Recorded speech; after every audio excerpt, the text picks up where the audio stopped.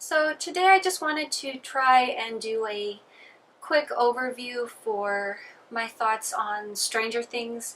So of course, I think most of us have already seen it by now, but I will just be speaking in generals here, so I'm not trying to give any spoilers for those of you who haven't had a chance to see it yet. I just wanted to give my thoughts on the first season, which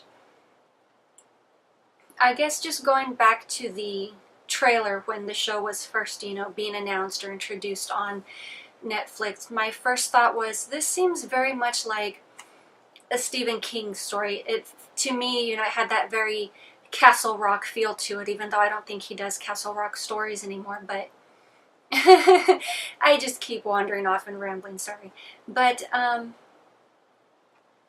it felt very Stephen King to me, and I hadn't at that point looked into who was the producer, who was writing, anything like that. I believe, if I remember correctly, he was a creative consultant for the show, so that definitely does show. And I love the fact that for Stranger Things, it's set in the 80s time period, and it really does have that feel about it as far as topics that are discussed, mannerisms, the way people carried themselves, obviously the music, the way people dressed. I absolutely love the music in this show.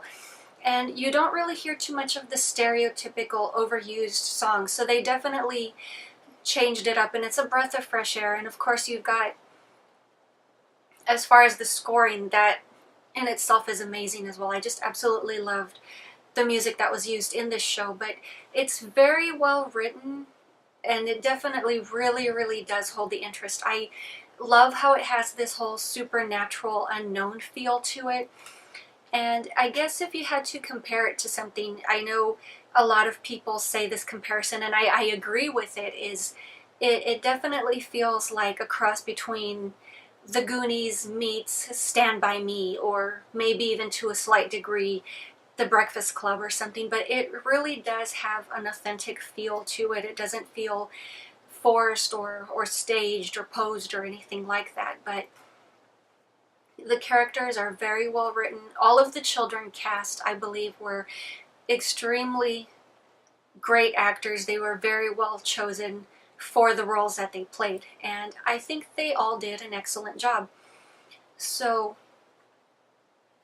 of course, the film does begin, the show, it does begin where you've got a group of kids in the basement, and I guess they're playing somewhat of a Dungeons and Dragons type game. They've got this whole role-playing game and whatnot.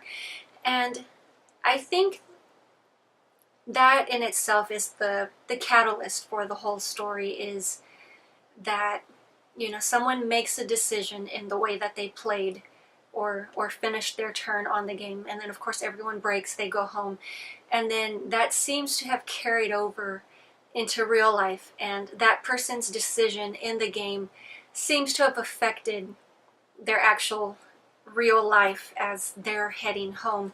So I'm really not going to go into that, because I don't want to, as I've said, I don't want to spoil the show for anyone who hasn't had a chance to see this. But everyone on the internet has been raving. It's an excellent show. It's fantastic. It's great. You won't regret it. And honestly, I took my time about watching it, because I've learned that in the past, if people just harp on and on and on about stuff, you get your expectations really high, and then you watch it and it's like, it's like, that's the big deal.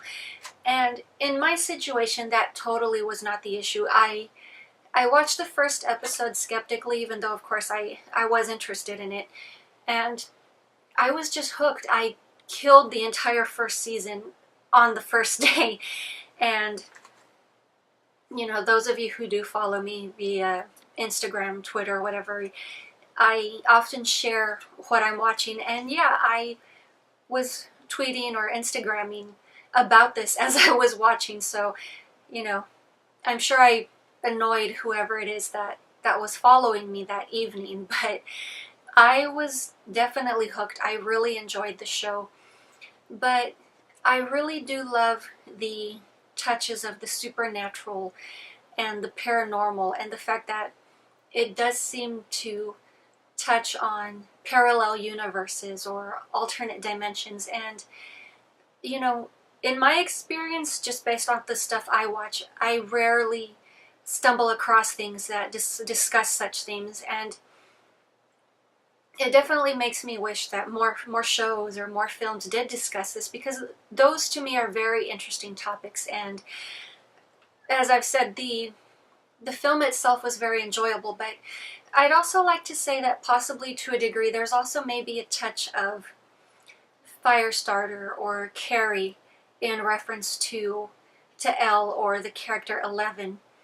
She is a girl to some degree which has been, I guess, experimented on, and she has acquired unique abilities.